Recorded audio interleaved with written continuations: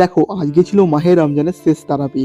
আর সেই জন্য ঘড়ি কাটে 7:20 বাজতেই আমরা সবাই মিলে কিন্তু বেরিয়ে পড়ি শেষের দিন তারাবি পড়তে যাবো বলে। পুরো 1 মাস তারাবি পড়লেও জানি না কেন আজকের দিনটা একটু অন্যরকম লাগছিল।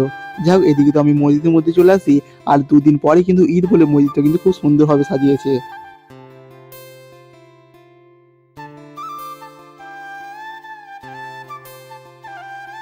যাই হোক, তারপর আমি কিন্তু এদিকে উজু করতে শুরু করে দিই। আর একে একে কিন্তু সবাই এদিকে এসে উজু করতে শুরু করে দেয়। আর হ্যাঁ, সবারই মন কিন্তু আজকে বেশ ভারাক্রান্ত, কারণ আজকে ছিল কিন্তু শেষ মাহে রমজানের তারাবি।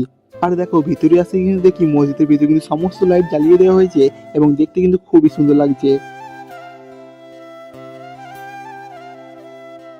যাই হোক, এদিকে পুরোপুরিভাবে টাইম হয়ে গেলে আমরা কিন্তু সবাই চলে আসি তারাবির নামাজ পড়ার জন্য।